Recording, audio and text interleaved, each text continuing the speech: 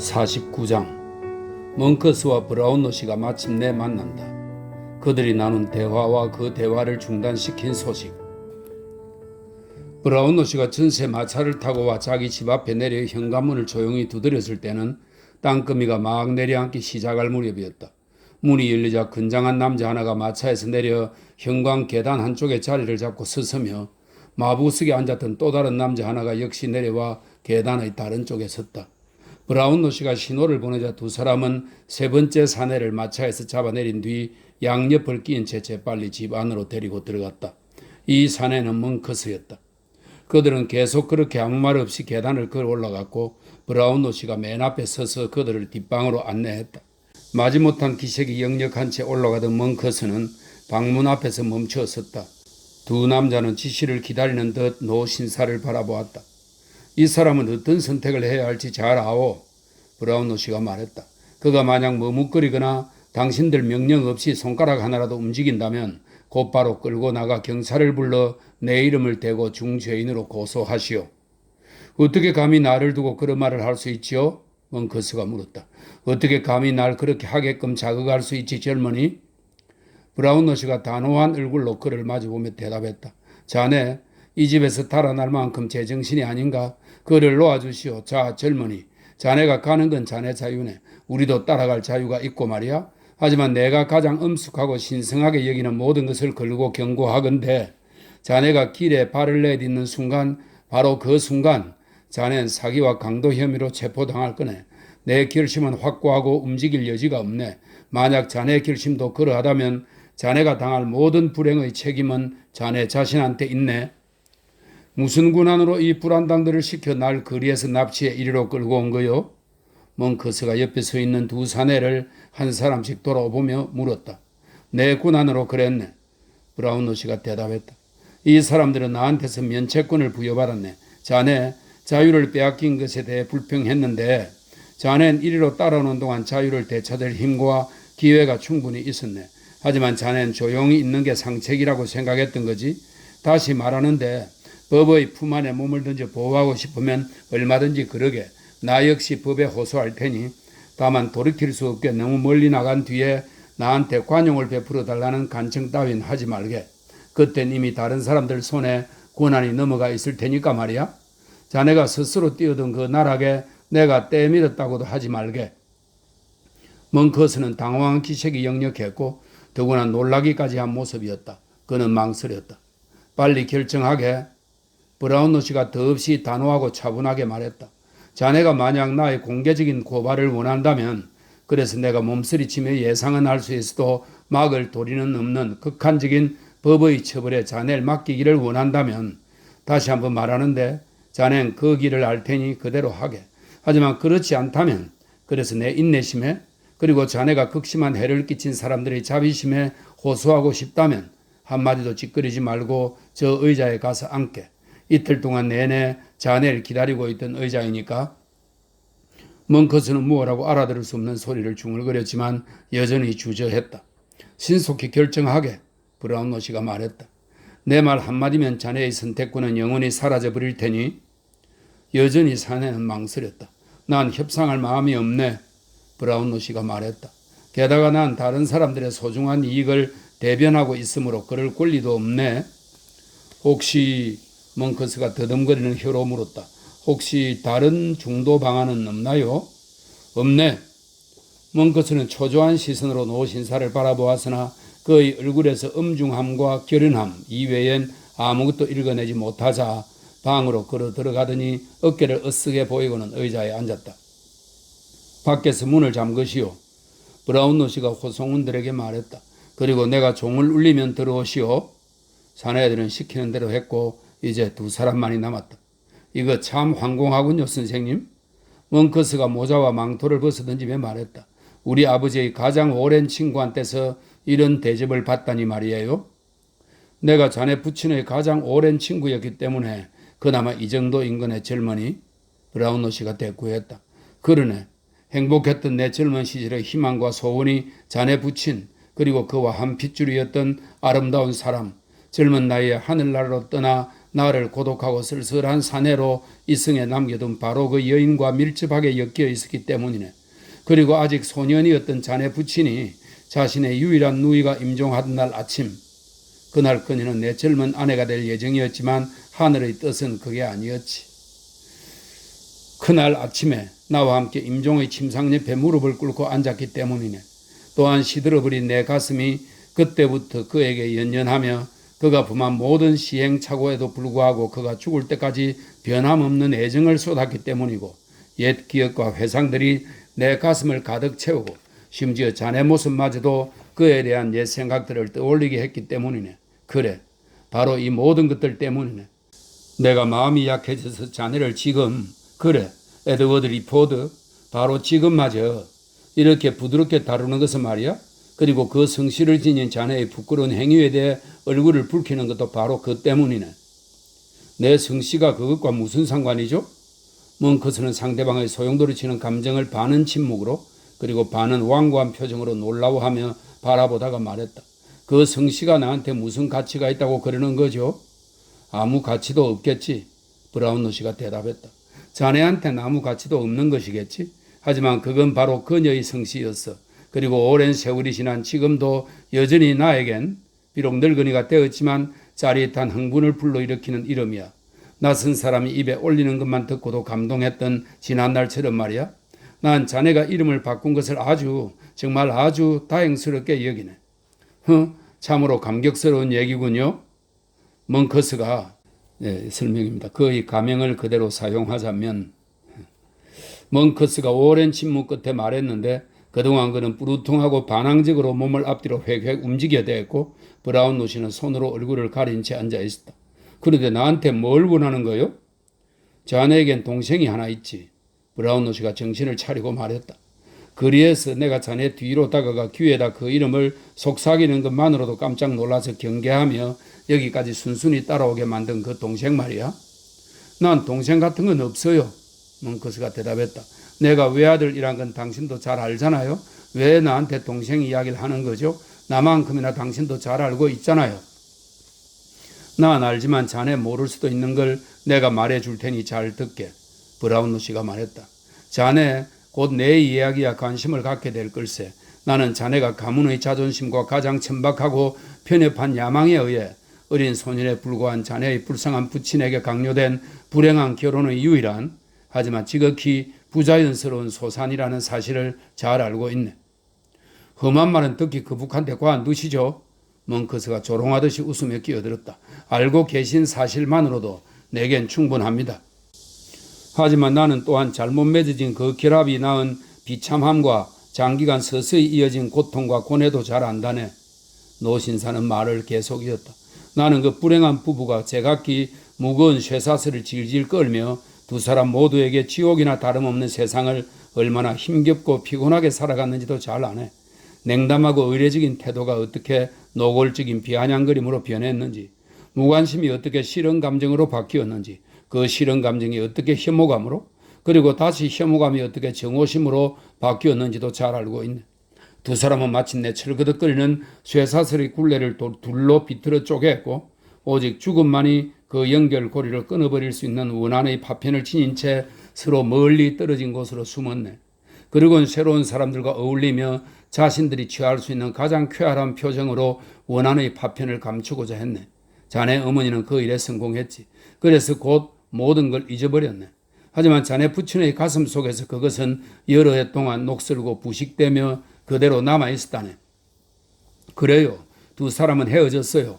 멍커스가 말했다. 그래서 어쨌다는 거죠? 그들은 그렇게 얼마 동안 헤어져 살았지. 브라운로 씨가 대답했다. 그동안 자네 모친은 유럽 대륙에서 경박한 삶의 즐거움에 흠뻑 빠져서 자기보다 꼬박 10년이나 아래인 어린 남편을 완전히 잊어버렸네. 자네 부친은 인생에 대한 전망을 상실한 채 고국에서 우울한 나날을 이어가는데 그러던 그는 새로운 친구들을 사귀게 되었네. 적어도 이 상황까지는 자네도 이미 다 알 거네. 몰라요. 멍커스가 시선을 다른 데로 돌리고 발로 바닥을 구르며 모든 것을 부인하기로 작정한 사람처럼 말했다. 나 몰라요. 자네의 그 태도는 자네의 행동 못지않게 자네가 그것을 결코 잊지 않았다는 것을, 아니 언제나 그것에 대해 원한의 감정을 품어왔다는 것을 분명히 확인시켜 주는군. 브라운로 씨가 대답했다. 난 15년 전, 그러니까 자네가 아직 11살이 넘지 않았고 자네 부친은 31밖에 안 되었을 때, 다시 말하지만 자네 부친은 그 아버지의 강요로 결혼했을 당시 어린 소년에 불과했네. 그때 그 이야기를 하고 있네. 자, 내가 자네 부친의 기억에 오점을 남긴 사건들로 꼭 되돌아가야만 하겠는가? 아니면 그럴 필요 없이 곧바로 나한테 진실을 고백할 텐가? 난 아무것도 고백할 게 없어요. 멍커스가 대꾸했다. 원하신다면 이야기를 계속하든지 알아서 하세요. 그럼 잘 듣게. 브라운로 씨가 말했다. 자네 부친의 그 새 친구란 퇴역한 해군 장교였는데 부인이 반년 전쯤에 죽고 두 아이와 함께 혼자가 된 사람이었네. 자식이 좀 더 많았지만 다행히도 그중 둘만이 살아남았던 거지. 두 아이는 모두 딸이었네. 하나는 19살의 아름다운 아가씨였고 다른 하나는 겨우 2~3살밖에 안 된 어린애였지. 그게 나하고 무슨 상관이죠? 멍커스가 물었다. 그들은 시골의 어느 한 지역에 살고 있었네. 브라운로 씨는 멍커스가 끼어드는 것을 듣지 못한 듯이 말을 계속했다. 자네 부친이 방황하던 중 우연히 찾아 들어가 거주하던 곳이었지. 서로 알게 되고 친해지고 이어서 우정으로 빠르게 관계가 발전했네. 자네 부친은 보기 드물게 재능이 많은 사람이었네. 자기 누나의 영혼과 용모를 지니고 있었지. 늙은 퇴역 장교는 자네 부친을 점점 더 잘 알게 되면서 그를 아주 좋아하게 되었네. 일이 거기서 끝났더라면 좋았을 걸세. 하지만 그의 딸 또한 자네 부친을 사랑하게 되었다네. 노신사는 잠시 멈추었다. 멍커스는 시선을 바닥에 고정한 채 입술을 깨물고 있었다. 이것을 본 그는 곧 다시 이야기를 시작했다. 1년이 지난 뒤 자네 부친은 그 딸과 약혼을 아주 엄숙히 결혼을 약속한 사이가 되었지. 순진한 아가씨의 최초의 진실하고 열정적이고 유일한 사랑의 대상으로서 말이야. 당신 이야기는 정말 한없이 길군요. 멍커스가 의자에서 초조하게 몸을 뒤척이며 두들거렸다. 이건 슬픔과 시련과 불행을 담은 진실한 이야기이네. 젊은이? 브라운로 씨가 대답했다. 그런 이야기들은 되게 긴 법이라네. 만약 순전히 기쁨과 행복만 있다면 아주 짧은 이야기였을 거네. 마침내 자신의 이익과 지위를 다지기 위해 자네 부친을 희생시켰던, 다른 사람들도 자주 그렇게 희생하곤 하지. 드문 일이 아니니까. 마침내 자신의 이익과 지위를 다지기 위해 자네 부친을 희생시켰던 부유한 친척 가운데 한 사람이 사망했는데 그는 자신이 앞장서서 이야기한 그 불행을 보상하기 위해 모든 슬픔에 대한 만병통치약이라고 그가 믿는 것, 즉 돈을 자네 부친한테 남겨주었네. 자네 부친은 즉시 로마로 떠나야 했지. 그 친척이 요양을 위해 그곳에 갔다가 일을 아주 뒤죽박죽으로 남겨놓은 채 거기서 그대로 사망했기 때문이네. 그는 로마에 도착했는데 거기서 치명적인 병에 걸리고 말았네. 그 소식은 파리에 있는 자네 모친에게 전해졌고 그러자 자네 모친은 즉시 자네를 데리고 로마로 달려갔지. 자네 모친이 도착한 다음날 그는 아무 유언도 남기지 않은 채 죽었고 그래서 전 재산은 자네 모친과 자네한테 돌아갔네. 이 아이가 이 대목에 이르렀을 때 멍커스는 비록 말하는 사람한테 시선을 향하고 있진 않았지만 가만히 숨을 죽인 채 아주 강렬하고 간절한 표정으로 귀를 기울이고 있었다. 브라운로 씨가 말을 멈추자 갑자기 안도감을 느낀 사람처럼 그는 자세를 바꾸고 뜨겁게 달아오른 얼굴과 두 손을 닦았다. 자네 부친은 대륙으로 건너가기 전에 런던에 들렀다 갔는데 브라운로 씨가 상대방의 얼굴을 응시하면서 천천히 말했다. 그때 나를 찾아왔었네. 그런 얘기는 전혀 들은 적이 없어요. 멍커스가 못 믿겠다는 뜻을 드러내리고 했지만 그보다는 놀라고 불쾌해하는 기색을 더 많이 풍기는 어조로 말했다. 그는 나를 찾아와서 몇 가지 물건들과 함께 그림, 그러니까 자신이 직접 그린 초상화 하나를 맡겼네. 그 불쌍한 아가씨의 초상화였는데 그는 그것을 뒤에 남겨두기 싫었지만 그렇다고 급한 여행길에 가지고 갈 수도 없었던 거였네. 그는 걱정과 죄책감으로 그의 유령처럼 수척해져 있었고 자신이 초래한 불명예와 치욕에 대해 몹시 흥분하여 미친 듯이 이야기했네. 그러곤 손해가 얼마 되든지 전 재산을 돈으로 바꾸어 자네 모친과 자네한테 최근에 얻은 재산의 일부를 나누어 준 뒤 이 나라를 떠나서 다시는 돌아오지 않을 작정이라고 털어놓았네. 난 그가 혼자 떠나려는 게 아니라는 것을 충분히 짐작할 수 있었지. 어릴 때부터 오랜 친구였던 나에게조차 우리 둘 다에게 지극히 소중한 사람을 덮고 있는 땅에 뿌리를 둔 깊은 애정을 지닌 나에게조차 그는 더 이상 상세한 이야기를 하지 않은 채 그저 모든 것을 편지로 써서 알리겠으며 그런 다음 이 세상에서 마지막으로 다시 한번 나를 만나러 오겠노라고 약속했네. 하지만 그것이 마지막이었지. 나는 아무 편지도 받지 못했고 그를 다시 만나보지도 못했네. 모든 것이 끝난 후에 나는 브라운노시가 잠시 말을 멈추었다가 다시 이야기했다. 난 세상 사람들이 거침없이 사용하는 표현을 그대로 쓰겠네. 그에겐 이제 세상의 비난이나 호의가 다 똑같으니 말이야. 나는 그의 죄 많은 사랑의 현장으로 가보았네. 만약 내가 염려한 일이 벌어졌다면 잘못을 저지른 그 아가씨에게 동정과 피신처를 제공할 사람이 되어주겠다는 결심을 하고서였지.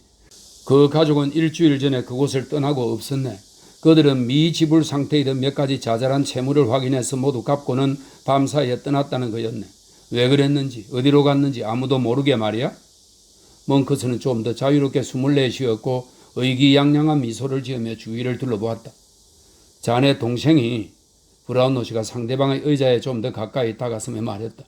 연약하고 누더기를 걸친 버림받은 아이였던 자네 동생이 우연보다 더 강한 손에 의해 내 앞에 던져졌을 때, 그래서 그를 악덕과 오명의 삶에서 내가 구해냈을 때.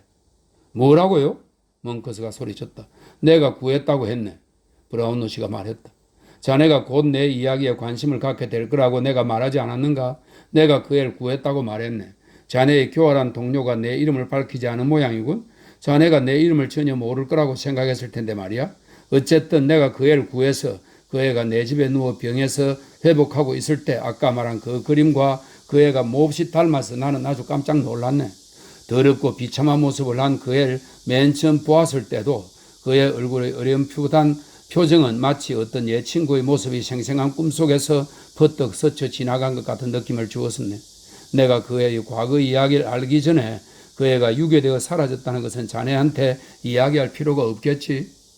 왜요? 멍크스가 황급히 물었다. 왜냐하면 자네는 그걸 잘 알고 있으니까. 내가요? 부인해봤자 소용없네.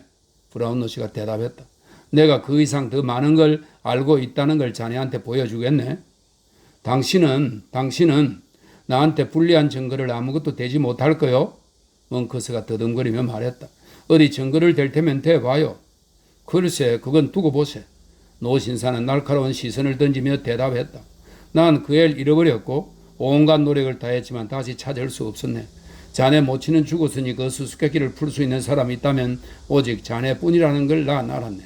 자네 소식을 마지막으로 들었을 때 자네가 서인도 제도의, 자네도 알다시피 자네 모친이 사망하자 여기서 저지른 악행의 결과를 피하려고 그곳으로 도망쳤지. 그 서인도 제도의 자네 사유지에 있다고 했었기에 난 그리로 여행을 떠났네. 그런데 자네 몇 달 전에 그곳을 떠났고 런던에 가 있는 것으로 안다고들 했지만 정확히 런던 어딘지는 아무도 모르더군. 난 돌아왔지. 자네의 대리인들도 자네 거처에 대해서는 아무런 단서도 알지 못했네. 자네는 예전에도 늘 그랬듯이 묘하게 불쑥 왔다가 가버리곤 한다고 그들은 말했지. 때로는 며칠씩 머물다가 때로는 몇 달 동안 사라졌다가 하는데 예전과 똑같이 저속한 소굴을 찾아다니며 자네가 사납고 난폭한 아이였을 때 가깝게 지냈던 평판 나쁜 무리와 여전히 어울리는 게 틀림없이 보인다면서 말이야. 난 자네의 대리인들을 자꾸 찾아가 귀찮게 묻곤 했네. 그러면서 밤낮으로 거리를 돌아다녔지. 하지만 바로 2시간 전까지도 내 모든 노력은 아무 소득이 없어서 난 한순간도 자네 모습을 볼 수 없었네. 그래서 이제 날 보고 있잖아요. 멍크스가 대담하게 의자에서 일어서며 말했다. 그러니 뭐가 어쨌다는 거죠? 사기니 강도니 대단히 위험한 말을 했는데 그걸 증명할 것이라곤 고작 죽은 사람이 할 일 없이 그린 서투른 그림과 어떤 어린 놈이 닮았다는 당신 생각밖에 없잖아요. 동생이라고요? 당신은 한심한 그 두 남녀 사이에서 자식이 태어난 것조차 모르고 있잖아요. 당신은 그것조차 모르고 있어요? 몰랐지. 브라운노시도 함께 일어서며 대답했다. 하지만 지난 2주 사이에 모두 다 알게 되었네. 자네한테는 동생이 하나 있네. 자네는 그 사실을 알고 또 그 애가 누군지도 알아. 유언장이 하나 있었는데 그걸 자네 모친이 파괴해버리고는 나중에 죽으면서 그 비밀과 재산을 자네한테 넘겨주었지. 유언장엔 슬픈 인연의 결과로 생겨날지 모를 아이에 대한 언급이 있었어. 아이는 실제로 태어났고 우연히도 자네와 마주치게 되었는데 그때 자네는 부친과 닮은 그 애를 보고 혹시나 하는 의심을 처음으로 갖게 되었어. 자네는 그 애의 출생지로 갔지. 거기엔 그 애의 출생과 부모들에 대한 증거물이 오랫동안 감춰져 있던 증거물이 있었어. 자네는 그 증거물들을 파기했고 그래서 이젠 자네가 유태인 공금자한테 한 말을 그대로 빌리면 그 애의 신원을 밝혀줄 유일한 증거물은 강바닥에 깔아앉았고 그의 어미한테서 그것들을 받은 할망구는 관속에서 썩고 있어. 내 이놈, 아버지 이름을 부끄럽게 만드는 아들이자 급쟁이의 거짓말쟁이인 놈, 밤중에 어두운 밤에서 도둑놈들과 살인자들하고 음모를 꾸미는 이놈, 네 녀석의 음모와 계략으로 인해 너 같은 놈 수백만 명의 가치가 있는 한 사람이 끔찍한 죽음을 맞이하게 만든 내 이놈, 요람에서부터 부친의 가슴에 쓰라린 고통을 주는 존재였고 온갖 못된 열정과 사악함과 방탕함이 안에서 썩어 문드러지다가 결국 흉측한 질병으로 터져나와 얼굴이 악한 마음의 정표가 되어버린 이놈, 에드워드 리포드, 너 아직도 나한테 감히 맞서려느냐? 아니요, 아닙니다, 아니에요. 이렇게 겹겹이 가해진 비난에 압도되어 급쟁이는 대답했다. 한마디도 안 빼고 낱낱이 노신사가 큰 소리로 말했다. 니놈과 그 혐오스러운 악당놈 사이에 오간 말은 한마디도 안 빼고 낱낱이 나한테 전달되었어. 벽에 비친 그림자들이 니놈이 속삭이는 말을 모두 포착해서 내기에 전해줬어. 박해받는 그 애의 모습이 악 그 자체였던 한 사람의 마음을 돌려놓고 용기와 고결한 선의 속성이라고 할 것을 그 마음에 심어주었던 거야. 살인이 자행되었고 니놈은 실제로는 아니라 해도 도의적으로 그것을 저지른 공범이야.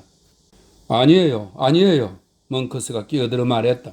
난 그것에 대해서는 아무것도 몰라요. 당신이 날 붙잡았을 때 난 그 이야기의 진상을 알아보러 가던 중이었어요.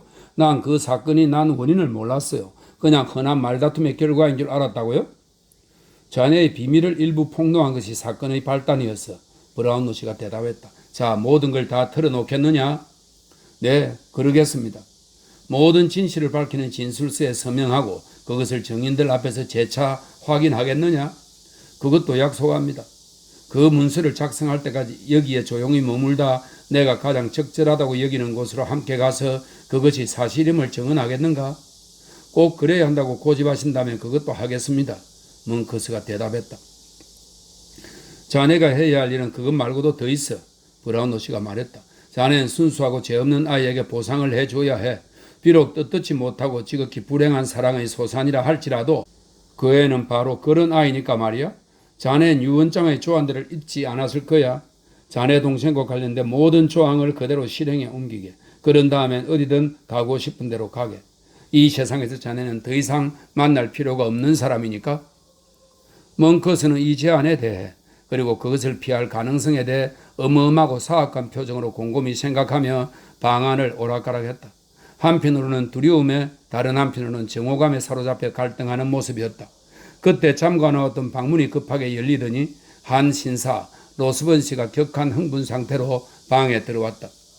그자가 곧 붙잡힐 겁니다. 그가 소리쳤다. 그자는 오늘 밤 붙잡히고 말 겁니다. 살인자 말이요? 브라운로 씨가 물었다. 그래요, 맞아요. 상대방이 대답했다. 그자의 개가 옛 소굴 근처에 숨어있는 게 목격되었답니다. 개 주인이 거기 있거나 아니면 야암을 틈타 거리 숨어 들어올 게 거의 확실하답니다.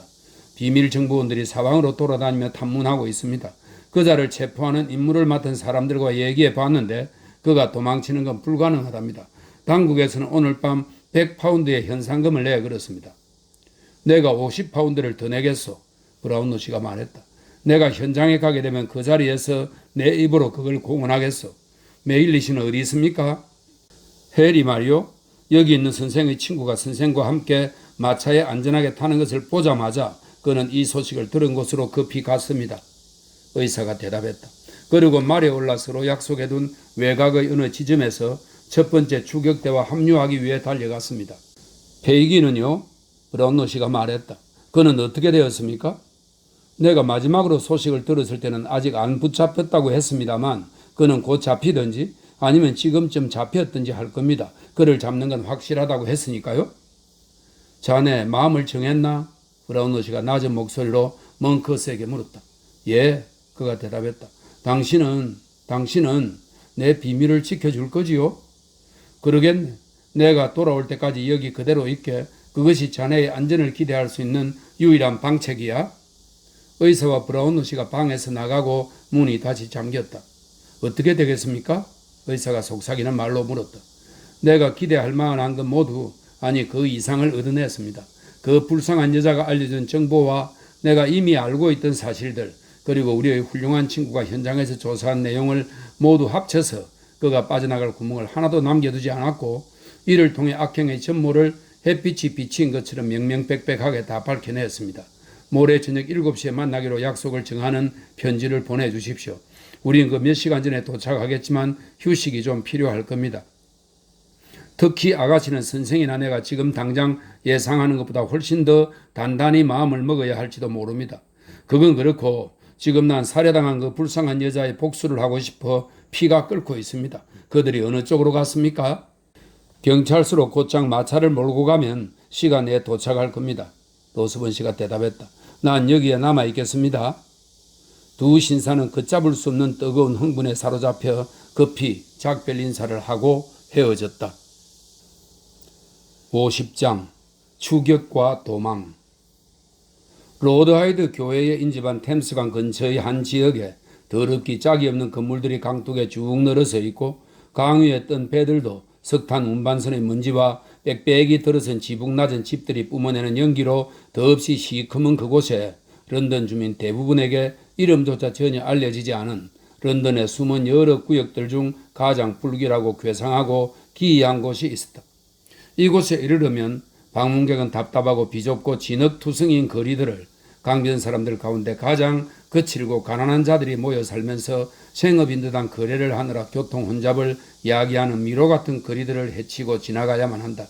가장 값싸고 저질인 식료품들이 가게들 안에 쌓여 있었고 가장 거칠고 하급인 의류와 옷가지들이 상인의 문 앞에 대롱대롱 매달리거나 집 난간과 창문에 펄럭이고 있었다.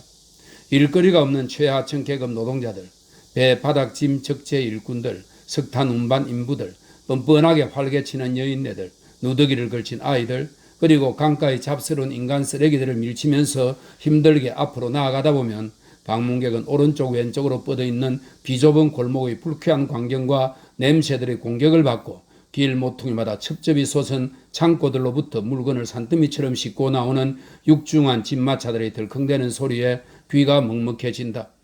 마침내 그렇게 지나쳐온 거리들보다 좀 더 멀리 떨어진 한적한 거리에 다다르면 이번에 무너질 듯이 인도 위로 불쑥 튀어나온 가옥들, 지나가는 바로 그 순간 무너질 것처럼 보이는 낡은 벽들, 반쯤은 내려앉고 반쯤은 허물어지기를 망설이는 듯한 굴뚝들, 세월과 때로 거의 부식되어버린 녹슨 쇠창살이 달린 창문들, 황폐함과 방치의 상상 가능한 모든 표지들 아래로 걸어가게 된다. 서드크 지역의 도캐드 너머에 있는 바로 이런 동네에 제이컵의 섬이라는 곳이 있는데 밀물대면 2m에서 3m 깊이에 5m에서 6m 너비의 진흙도랑으로 둘러싸이는 곳으로 한때는 밀폰드라고 불렸지만 이 이야기의 배경이 되는 시기에는 폴리디치, 디치는 도랑이라는 뜻입니다. 폴리도랑이라는 말입니다. 폴리디치라고 알려져 있었다. 이곳은 템즈 강변의 후미진 내포 내지는 작은 만으로 그 옛 이름의 유래가 된 레드밀의 수문을 열면, 레드밀은 납공장이라는 의미입니다. 레드밀의 수문을 열면 언제든지 물이 최고 수위까지 차오른다. 그런데 혹시 밀 레인에서 그리로 걸쳐놓은 나무다리 중 하나에 서서 바라보는 방문객이 있다면 그 사람은 다리 양쪽 집들의 주민들이 뒷문이나 창문에서 양동이나 물통을 비롯해 온갖 종류의 가정용 용기들을 내려뜨려 물을 깃는 모습을 볼 수 있을 것이다. 그런 다음 이 물 깃는 광경에서 집들 쪽으로 눈을 돌리면 그는 눈앞에 펼쳐진 광경에 더할 나위 없이 킁킁하게 사로잡히고 말 것이다. 대여섯 채의 집들 뒤쪽에 공동으로 연결된 아래 진흙 펄이 다 내려다 보일 만큼 구멍이 숭숭 뚫린 흔들거리는 목조 발코니들, 속옷 빨래를 말리기 위한, 하지만 한 번도 빨래가 걸린 적이 없는 긴 장대가 불쑥 삐져나온 깨지거나 덕지덕지 바른 창문들, 너무나 작고 너무나 더럽고 너무나 비좁아 그 안에 깃든 먼지와 불결함조차 견디지 못할 만큼 공기가 극심하게 오염된 방들, 불쑥 튀어나와 진흙탕을 내려다보며 그 속으로 무너져 내리겠다고?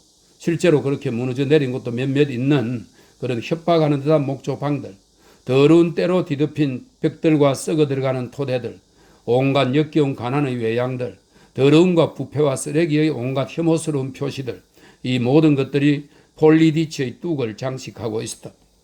제이컵의 섬에 있는 창고들은 텅 비어 있고 지붕도 없다. 벽은 허물어지는 중이고 창문은 더 이상 창문이 아니며 출입문은 길거리로 떨어져 나가려 하고 굴뚝은 시커멓게 그을렸지만 연기를 전혀 내뿜지 않는다. 3, 40년 전 파산과 형평법 소송이 덮치기 이전까지 번창하던 곳이 지금은 그야말로 황폐한 섬이 되었다. 집은 주인이 없고 용기 있는 사람들이 문을 부수고 안으로 들어간다. 그리고 거기서 살다가 거기서 죽는다. 제이컵의 섬에 피신처를 마련하는 사람들은 그렇게 엄밀히 숨어 살아야 할 심대한 이유가 있든지 아니면 정말로 아주 궁핍한 처지로 몰락한 사람들임에 틀림없다. 이런 집들 가운데 하나, 다른 부분은 모두 폐허나 다름없지만 출입문과 창문만은 방어장치를 단단히 해놓고 집 뒤쪽은 앞에서 묘사한 것처럼 도랑을 내려다보고 있는 상당히 큰 단독주택의 위층방에 3명의 사내가 모여 있었다.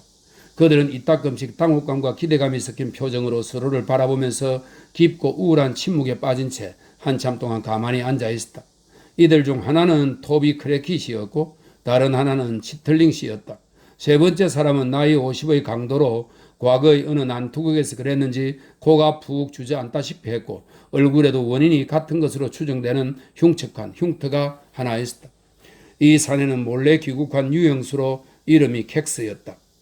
이 유형수에 대한 설명이 있습니다. 본국에 돌아오는 것이 금지된 종신 유형수를 의미하는데요. 몰래 귀국했다가 발각되면 사형에 처해졌다고 합니다. 이 사내는 몰래 귀국한 유형수로 이름은 켑스였다. 이 훌륭한 친구야. 토비가 치틀링 씨를 돌아보며 말했다. 예전의 두 은신처가 너무 위험해졌다면 어디 다른 데를 골라서 가지 하필 여기로 올 게 뭐야? 왜 다른 데로 안 갔어 이 똘대가리 녀석아? 아니 날 보면 이보다도 좀 더 반가워하실 줄 알았는데? 치틀링 씨가 우울한 태도로 대답했다. 글쎄 이것 보시게 젊은 신사. 토비가 말했다. 나처럼 사람과 접촉을 딱 끊고 그럼으로써 엿보거나 냄새 맡는 사람이 아무도 없이 혼자 아늑한 지붕 밑에 틀어박혀 지내는 사람에겐 자네 같은 처지의 젊은 신사, 형편이 좋을 때 함께 카드놀이를 할 만큼 지극히 존경스럽고 유쾌한 사람이라 할지라도 당신의 방문을 받는 영광을 누리는 건 다소 깜짝 놀랄 일이라네. 특히 세상과 접촉을 끊은 그 젊은이한테 함께 머무는 친구가 있는데 외국에서 예상보다 일찍 돌아온 그 친구가 너무 겸손한 사람이라 돌아오자마자 판사들 앞에 얼굴을 들이밀고 싶은 마음이 없는 경우에는 더욱 그렇지. 켑스 씨가 덧붙여 말했다. 짧은 침묵이 흘렀다. 그러다가 토비 크래킷은 평소와 같은 만사태평의 허세를 유지하려는 노력이 더 이상 아무 소용이 없음을 깨달은 것처럼 치틀링을 돌아보며 체념조로 물었다. 그래, 베이긴이 언제 붙잡혔다고? 막 오찬을 먹을 때였어요. 오늘 오후 2시에 말이에요. 찰리와 저는 다행히 세탁소 굴뚝을 타고 도망쳤고 볼트는 비어있는 빗물통 속으로 머리를 거꾸로 쳐박고 들어갔는데 다리가 지독하게 길어서 그만 통 위로 발이 삐져나오고 말았어요. 그래서 그도 붙잡혔죠. 벳은? 불쌍한 벳. 그녀는 시체를 보러 갔었어요. 그게 누군지 확인해 주러 말이에요. 치틀링이 대답했는데 그의 안색은 점점 더 침통해졌다. 시체를 본 그녀는 미쳐서 비명을 지르고 날뛰며 판자에 머리를 부딪혔어요. 그래서 사람들이 구속복을 입혀서, 이것은 정신질환자나 재수 등에게 입혀서 두 손을 못 쓰게 하는 속박하는 옷을 말합니다. 구속복을 입혀서 병원으로 데려갔고 아직도 거기 있어요. 꼬마 베이츠는 어떻게 됐냐? 켑스가 물었다. 그는 어두워지기 전엔 여기로 오지 않겠다며 돌아다니고 있는데 곧 나타날 거예요. 치틀링이 대답했다. 갈 곳이 지금 아무데도 없어요. 질른발이 주막 사람들은 모두 구속되었고 주막의 바는 제가 가서 직접 눈으로 보았는데 사복 형사들로 가득 차 있어요. 이거 크게 박살나는군. 토비가 입술을 깨물며 말했다. 이번 일로 몇 명은 목숨이 달아나겠군. 지금은 법원이 개정하는 기간이야. 텍스가 말했다. 그러니 금시가 끝나고 볼트가 공범자 증언을 한다면 놈이 그동안 한 말로 보건대 분명히 그럴 텐데 그들은 페이긴이 범행 교사자라는 걸 증명하고 금요일에 바로 재판을 진행할 거야. 그럼 페이긴은 정말이지 오늘부터 엿새만 지나면 목이 매달리는 거야? 두 분은 사람들이 어르렁대는 소리를 들으셨어야 해요. 치틀링이 말했다. 경찰들이 맹렬히 싸움에 막지 않았다면 사람들은 그를 잡아채 갔을 거예요. 그는 한 번 넘어지기도 했는데 경찰들이 그를 둘러싸고 군중과 싸우듯이 밀치고 나갔어요. 그가 온통 진흙과 피로 범벅이 된 채 주위를 둘러보며 마치 가장 친한 친구라도 되는 것처럼 경찰들에게 매달리는 모습을 보셨어야 해요. 미르되는 군중 때문에 똑바로 서지도 못하고 그를 둘러싼 채 끌고 가는 경찰들의 모습이 아직도 눈에 선해요. 사람들이 겹겹이 껑충껑충 뛰면서 이를 드러내고 어리렁거리며 그에게 달려드는 모습과 그의 머리카락과 턱수염에 묻은 피가 눈에 선해요. 그리고 길 모퉁이에서 여자들이 군중 한가운데로 뚫고 들어와 그의 심장을 찢어 발기겠다고 맹시하며 외쳐대는 소리가 지금도 귀에 생생해요. 무서운 광경을 떠올리며 공포에 질린 치틀링은 두 손으로 귀를 막고 눈을 감은 채 벌떡 일어서서는 미친 사람처럼 격렬하게 이리저리 왔다 갔다 했다. 그가 이러고 있고 두 사내가 옆에서 시선을 바닥에 고정한 채 말없이 앉았더니 문득 계단에서 가볍게 타다닥거리는 소리가 들리더니 사익스의 개가 방으로 뛰어들어왔다. 그들은 창문으로 아래층으로 길거리로 달려나갔다. 열려있는 창문으로 뛰어들어왔던 개는 그들을 뒤따라 나가려고 하지 않았고 개 주인 또한 보이지 않았다. 이게 뭘 의미하는 거지? 모두 방으로 돌아왔을 때 토비가 말했다. 설마 그 친구가 이리로 오는 건 아니겠지? 그건 아니겠지? 만약 이리로 오는 거였다면 개와 함께 나타났을 거네. 객스가 바닥에 누워 헐떡거리고 있는 개를 허리를 굽혀 살펴보며 말했다. 이보게, 개한테 줄 물 좀 갖다 주게. 쓰러질 정도로 달려온 모양이야. 한 방울도 안 남기고 다 마셔버렸어요. 치틀링이 얼마 동안 말없이 개를 지켜본 뒤 말했다. 진흙투성이에 다리를 절고 눈은 반쯤 멀고 아주 먼 길을 달려온 게 틀림없어요. 대체 어디서 온 걸까? 토비가 큰 소리로 말했다. 물론 우리의 다른 소굴들에 갔다가 모두 낯선 사람들로 가득 찬 것을 보고는 이리로 왔겠지. 여기도 여러 번 자주 왔으니까 말이야. 하지만 처음엔 대체 어디서 온 것일까? 또 어떻게 그 친구 없이 혼자만 온 것일까? 그가 자살을 했을 리는 없어요. 그렇게 생각하지 않으세요? 치틀링이 말했다. 토비가 그렇다고 고개를 끄덕였다. 만약 자살했다면, 객스가 말했다. 저 개는 우리를 그가 자살한 곳으로 데려가려고 했을 거야. 그래, 자살은 아니야. 내 생각에 그는 개를 뒤에 남겨두고 이 나라를 빠져나간 것 같아. 무언가 수를 써서 개를 따돌렸음에 틀림없어. 안 그러면 그렇게 쉽게 빠져나갈 수 없을 테니까 말이야. 이 해명이 가장 그름직하게 보였는지라 모두들 옳다고 받아들였다. 개는 의자 밑에 기어들어가 몸을 웅크린 채 잠이 들었고 더 이상 아무도 개한테 주목하지 않았다. 날이 어두워졌으므로 이제 덧창을 닫고 촛불을 켜서 탁자에 올려놓았다. 지난 이틀간의 끔찍한 사건들은 세 사람 모두에게 깊은 영향을 끼쳤는데 이는 그들의 위험하고 불안한 처지로 인해 더욱 커졌다. 그들은 의자를 서로 가까이 당겨 앉은 채 무슨 소리가 날 때마다 깜짝깜짝 놀라곤 했다. 말을 거의 하지 않았고 하더라도 속삭였으며 마치 살해당한 여자의 유해가 옆방에 있기라도 한 것처럼 깊은 침묵과 공포에 빠져 있었다. 그들이 얼마 동안 그렇게 앉았을 때 갑자기 아래층에서 문을 급하게 두드리는 소리가 들렸다. 꼬마 베이츠야. 객스가 자신의 두려움을 억누르고자 화난 듯이 주위를 둘러보며 말했다. 문 두드리는 소리가 다시 들렸다. 아니었다. 베이츠가 아니었다. 그는 결코 저런 식으로 문을 두드리지 않았다. 크레켓이 창문으로 갔다. 그러더니 온몸을 떨면서 머리를 다시 안으로 걷어들였다. 누군지 말할 필요가 없었다. 창백한 얼굴로 충분했다. 개도 즉시 경계하는 태도를 취하더니 낑낑거리며 문으로 달려갔다. 그를 들어오게 하는 수밖에 없어. 크레켓이 촛불을 집어들며 말했다. 다른 방도가 없을까? 다른 사내가 쉰 목소리로 물었다. 없어. 그는 들어오고야 말 거야. 우릴 어둠 속에 내버려 두고 가지 마. 객스가 그렇게 말하며 벽난로 선반에서 초 하나를 내려 불을 붙였는데 손이 어찌나 떨리는지 문 두드리는 소리가 두 번이나 더 반복된 뒤에야 겨우 불을 붙였다. 크레킷은 아래층 출입문으로 내려갔다가 얼굴 아래쪽을 손수건으로 가리고 다른 손수건으로 머리를 싸맨 뒤 그 위에다 모자를 쓴 사내와 함께 돌아왔다. 사내는 손수건을 천천히 끌러 풀었다. 창백해진 얼굴, 푹 꺼진 눈, 훌쭉해진 뺨, 사흘간 자란 턱수염, 야윈 몸, 짧고 탁한 목소리, 그야말로 유령이나 다름없는 사익스였다. 그는 방 한가운데 놓인 의자를 손으로 잡았다. 하지만 거기에 막 털썩 주저앉으려다가는 부르르 몸소리를 치면서 어깨 너머를 헐끗 바라보는 듯 하더니 의자를 뒤로 끌어당겨 벽 쪽으로 바짝, 최대한 바짝 벽에 부딪혀 긁힐 정도로 붙이고 앉았다. 그동안 한마디 말도 오가지 않았다. 그는 한 사람씩 말없이 바라보았다. 그들 중 누구라도 슬그머니 눈을 들었다가 그의 눈과 마주치기라도 하면 즉시 다른 데로 눈을 돌렸다. 그의 공허한 목소리가 침묵을 깨었을 때 세 사람 모두 깜짝 놀랐다.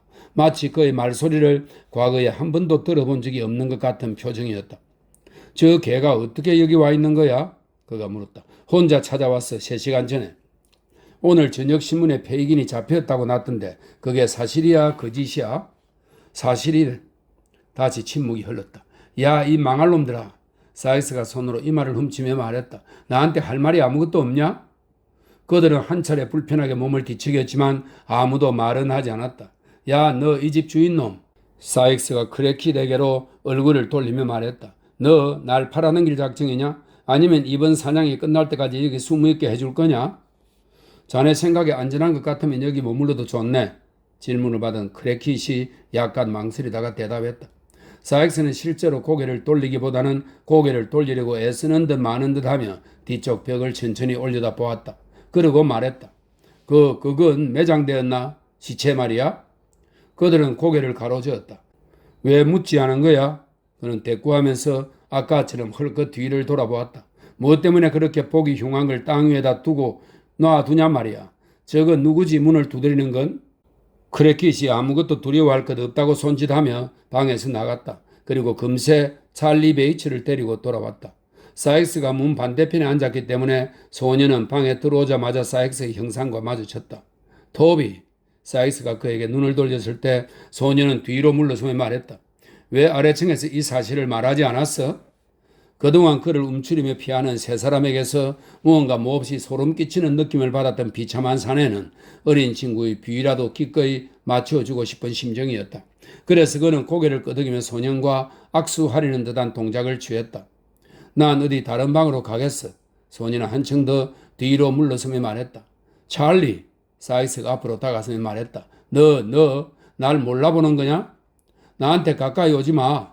소년은 여전히 물러서면서 공포에 질린 눈으로 살인자의 얼굴을 바라보며 대답했다. 이 괴물아. 사내는 중간에 걸음을 멈추었고 두 사람은 서로를 바라보았다. 하지만 사익스의 눈은 차츰 땅으로 향했다.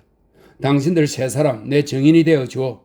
소년이 불끈진 주먹을 흔들면서 소리쳤는데 말을 하면서 점점 더 강한 흥분에 사로잡혔다. 당신들 세 사람 내 증인이 되어줘. 난 저 사람이 두렵지 않아. 사람들이 그를 잡으러 이리로 오면 난 그를 넘겨줄 거야. 난 그럴 거야. 당장에 분명히 말해두는데 그가 날 죽이고 싶으면 아니 감히 그럴 수 있다면 날 죽이도 좋아. 하지만 내가 여기 있는 한 난 그를 넘겨줄 거야. 그가 산채로 끓는 물에 던져진다 해도 난 그를 넘겨줄 거야. 살인이야. 도와줘요. 당신들 셋도 남자다운 용기가 있다면 나를 도와줘. 살인이야. 도와줘요. 살인자를 때려 눕혀라. 격렬한 몸짓을 동반하며 이렇게 마구 소리를 질러대면서 소년은 실제로 몸을 내던져 단독으로 그 강한 사내를 덮쳤다. 그리고 그 강력한 기세와 갑작스러운 기습에 힘입어 사내를 바닥에 세차게 나동그라지게 만들었다. 세 사람의 구경꾼은 완전히 얼이 빠진 듯 했다. 그들은 아무도 말리려 들지 않았고 소년과 사내는 바닥에 한데 엉켜 뒹굴었다. 소년은 소나기처럼 쏟아지는 주먹질에도 아랑곳 없이 살인자의 가슴께 옷자락을 두 손으로 꽉 움켜잡고 점점 더 세게 비틀어 쬐면서 온 힘을 다해 도와달라고 큰 소리로 끊임없이 외쳐댔다. 하지만 힘의 차이가 워낙 큰 탓에 싸움은 오래가지 않았다. 사익스는 곧 소년을 제압하여 무릎으로 목을 눌렀는데 바로 그 순간 크래킷이 깜짝 놀란 표정으로 사익스를 뒤로 잡아당기며 창문을 가리켰다. 창 아래로 반짝이는 불빛들이 보였고 큰 소리로 진지하게 이야기하는 목소리들이 들렸으며 쿵쾅쿵쾅 급하게 내딛는 발걸음들이 그 수가 끝없이 이어지는 것 같았다. 그 발걸음들이 제일 가까운 나무다리를 건너는 소리가 들렸다. 군중 가운데는 말을 탄 사람도 한 명 있는 듯 했다. 왜냐하면 울퉁불퉁한 인도위를 따각거리며 내닫는 말 발국 소리가 들렸기 때문이다. 반짝이는 불빛이 점점 많아지고 발걸음 소리도 더욱 맹렬하고 시끄럽게 들려왔다. 그러더니 문을 크게 두드리는 소리가 나고 뒤이어 세상에서 가장 대담한 자조차 움츠러들게 할 만큼 수많은 성난 목소리들의 거친 함성이 들렸다. 도와줘요. 소년이 허공을 가르는 비명을 지르며 소리쳤다. 살인자가 여기 있어요. 문을 부셔버리세요. 왕명이다. 밖에서 외치는 여러 사람의 목소리가 들렸다. 그리고 군중의 거친 함성이 다시금 더욱 크게 일었다. 문을 부셔버리세요. 소년이 날카롭게 소리쳤다. 이 사람들은 절대 문을 안 열어줄 거예요. 불빛이 보이는 방으로 직행하세요. 문을 부셔버리세요. 소년이 말을 멈추었을 때 아래층 덧창과 문을 때리는 육중하고 둔탁한 소리가 연달아 들렸고 이어 커다란 환호 소리가 군중에게서 터져나왔다. 군중의 엄청난 규모를 처음으로 충분히 알아차릴 수 있는 큰 소리였다. 악스는 이 악마 새끼를 가둬놓게 어디 문을 좀 열어. 사익스가 사납게 소리쳤다. 그러면서 마치 빈자루라도 되는 것처럼 가볍게 소년을 끌고 이리저리 뛰어다녔다. 저 문 열어 어서. 그는 소년을 던져넣은 다음 빗장을 지르고 열쇠를 돌렸다. 아래층 문은 단단히 잠겨있나? 이중으로 자무쇠를 채우고 쇠사슬까지 묶어 놨어. 그랬겠이 대답했는데 그와 나머지 두 사람은 여전히 어쩔 줄 모르는 채 완전히 무기력한 모습으로 서 있었다. 문짝 판자들은 그것들은 튼튼한가? 안쪽에 철판을 대놓았어. 창문도 그런가? 그래 창문도 그래. 야 이 망할 놈아. 악에 받친 강도는 내리다지 창을 휙 밀어올리고 군중을 위협하며 외쳤다. 어디 마음껏 해봐라. 그래봤자 난 빠져나가고 말 테다. 일찍이 인간의 귀가 들어본 모든 무시무시한 고함 소리들 중에 그 순간 격분한 군중이 내지는 함성을 능가할 수 있는 것은 아무것도 없었다. 어떤 자들은 집에 불을 지르라고 가까이 있는 사람에게 소리쳤고 어떤 자들은 악당을 총으로 쏘아 죽이라고 경관들에게 고함을 질러댔다. 모든 사람들 중에서도 특히 말을 탄 사람이 누구보다 격렬한 분노를 표출했는데 그는 말 안장에서 몸을 날려 내려오더니 마치 물을 가르듯이 군중 사이를 뚫고 달려나와 창문 밑에서 다른 모든 소리보다 더 큰 목소리로 외쳤다. 사다리를 가져오는 사람에게 20기니를 주겠소. 바로 옆에 있던 사람들이 그 소리를 이어받았고 곧 수백 명이 따라서 외쳤다. 어떤 사람들은 사다리를 가져오라고 외쳤고 어떤 사람들은 큰 쇠망치를 가져오라고 했다. 어떤 사람들은 마치 그것들을 찾기라도 하는 것처럼 횃불을 들고 이리저리 뛰어다니다가 결국 되돌아와서 다시 함성을 질러댔다. 어떤 사람들은 별 효과 없는 저주와 악담을 숨가쁘게 퍼부어대었고 어떤 사람들은 무화경에 빠진 미친 사람처럼 앞으로 마구 밀쳐대어 아래쪽에 있는 사람들이 전진하는 것을 방해했다. 가장 대담한 사람들 가운데 어떤 자들은 배수관과 벽의 갈라진 틈을 타고 기어 올라가려고 시도하기도 했는바 모든 사람들이 저 아래 어둠 속에서 마치 거센 바람에 물결치는 밀밭처럼 이리저리 파도치며 움직였고 이따끔씩 한 목소리로 경로에 찬 커다란 함성을 함께 질러대곤 했다. 밀물을 이용하는 거야. 살인자는 비틀거리며 방 안쪽으로 물러서서는 창문을 닫아 군중의 얼굴이 보이지 않게 한 뒤 소리쳤다.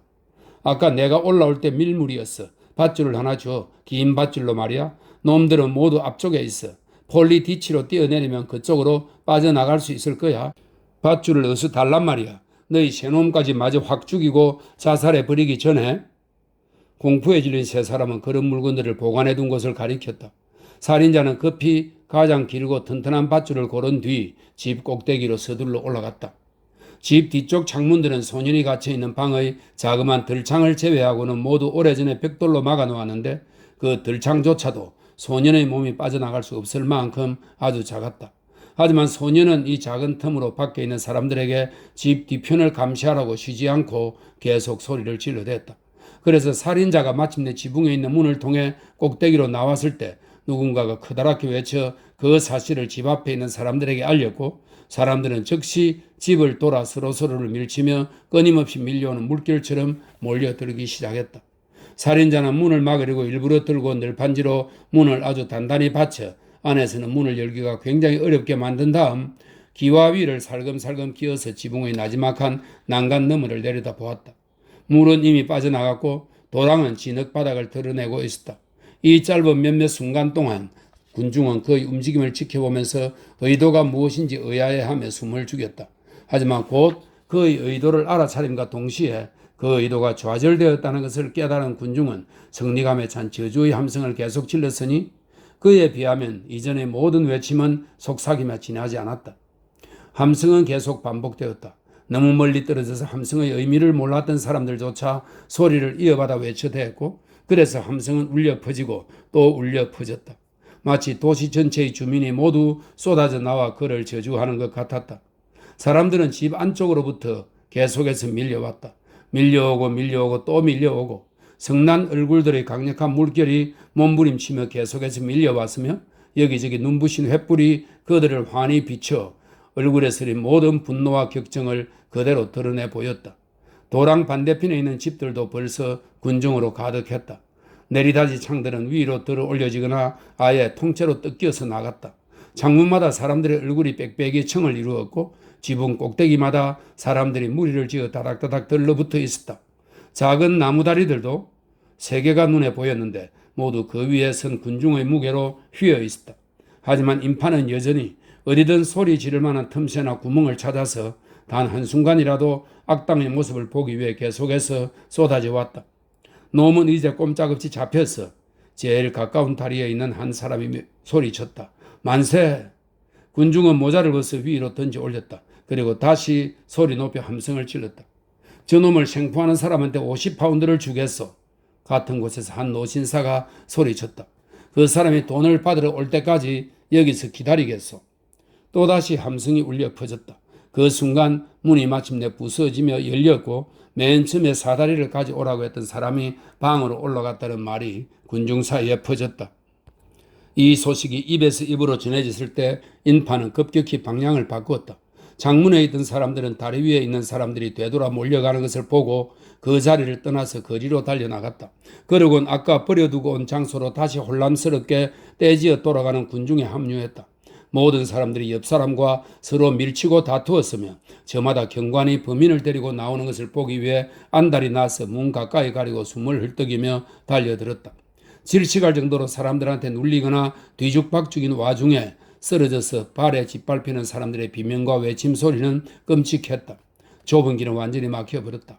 그래서 그 순간에는 집 앞에 다시 자리를 잡으려고 쇄도하는 사람들과 군중 속에서 빠져나가려고 헛되이 몸부림치는 사람들 간의 혼란 속에서 비록 그를 생포하고자 하는 전체적인 열망은 물론 그게 가능하다면 하는 말인데 그 열망이 더 증가했을지라도 살인자에 대한 관심이 잠시 다른 데로 돌려졌다.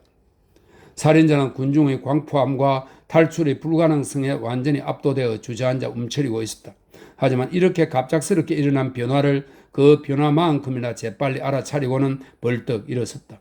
그리고 목숨을 구하기 위한 마지막 노력으로 진흙바닥에 처박혀 숨막혀 죽는 위험을 무릅쓰고라도 도랑으로 뛰어내려 어둠과 혼란을 틈타 몰래 달아나리는 시도를 해보기로 결심했다.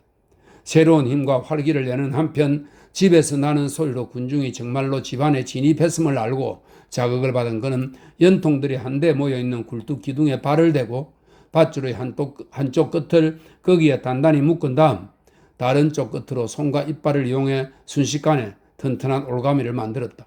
그는 밧줄에 의지해 땅에서 자기 키만큼도 안 되는 높이까지 내려간 다음 미리 손에 쥐고 있던 칼로 밧줄을 끊고 뛰어내릴 작정이었다. 그가 머리 위로 올가미를 씌운 뒤 아직 겨드랑이 밑으로 밀어내리지 못한 바로 그 순간 앞에서 언급한 노 신사가 설명했습니다. 그는 밀어대는 군중의 힘에 저항하며 자리를 지키기 위해 다리 난간을 아주 단단히 붙잡고 있었는데 설명입니다. 그 노 신사가 범인이 막 몸을 내리떠리려 한다고 온 힘을 다해 주위 사람들에게 경고하며 소리치는 순간 바로 그 순간 살인자는 지붕 위에서 뒤를 돌아보더니 두 팔을 머리 위로 번쩍 쳐들고는 공포에 찬 비명을 내질렀다. 또 저놈의 눈깔, 그는 끔찍한 비명을 지르며 소리쳤다. 그는 마치 번개라도 맞은 것처럼 비틀거리더니 균형을 잃고 난간 너머로 굴러 떨어졌다.